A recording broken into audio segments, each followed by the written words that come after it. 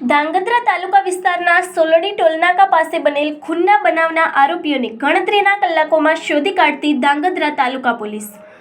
નાયબ પોલીસ મહાનિરીક્ષક શ્રી નિર્લિપ્ત રાય સાહેબ, રાજકોટ રેન્જ, રાજકોટ નાઓની સૂચના મુજબ સુરેન્દ્રનગર જિલ્લા પોલીસ અધિક્ષક શ્રી પ્રેમસુખ ડેલુ સાહેબ નાઓએ સુરેન્દ્રનગર જિલ્લામાં કાયદો અને વ્યવસ્થાની પરિસ્થિતિ જળવાઈ રહે,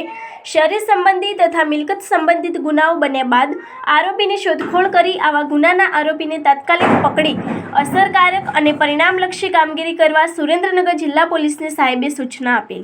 જે અનુસંધાને નાયબ પોલીસ અધિક્ષક શ્રી ધાંગધ્રા નાઓએ અસરકારક કામગીરી કરવા સૂચના આપેલ। Dhrangadhra taluka police station register number 11-21-10-16-01-65 ભારતીય ન્યાય સંહિતા કલમ 103 ઉપર 352 તથા જીપી એક્ટ 135 મુજબનો ગુનો નોંધાયેલ, જેમાં આ કામના ફરિયાદી તથા સાહેદ તથા મરણ જનાર સાથે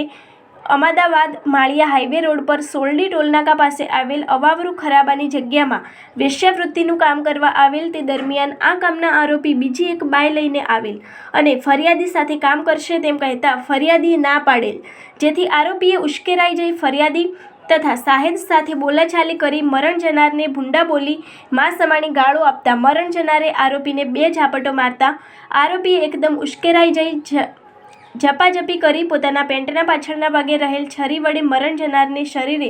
છાતીએ ડાબી બાજુના ભાગે બરડાના ભાગે જીવલેણ ઘા મારી મોત નિપજાવેલ હોય। જે બનાવની ગંભીરતા ધ્યાને લઈ તાત્કાલિક બનાવ સ્થળે તથા સરકારી હોસ્પિટલ ધાંગધ્રા ખાતે જઈ બનાવથી વાકેફ થઈ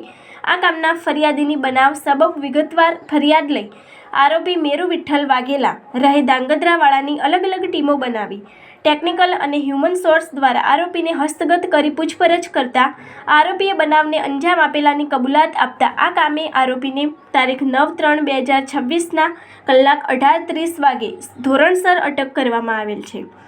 નાયબ પોલીસ અધિક્ષક શ્રી ધાંગધ્રા ડિવિઝન તથા Shri NH Chudasama incharge police inspector Dhrangadhra taluka police station તથા ધાંગધ્રા તાલુકા પોલીસ સ્ટેશનની અલગ અલગ ટીમ દ્વારા સદરહુ ગુનાના આરોપીને ગણતરીના કલાકોમાં શોધી કાઢી આરોપીને પકડી પાડી આગળની તપાસ Shri NH Chudasama incharge police inspector Dhrangadhra police station નાઓ દ્વારા હાથ ધરેલ છે। આ અંગેની વધુ માહિતી માટે જોતા રહો ભારત ટાઈમ્સ ન્યૂઝ।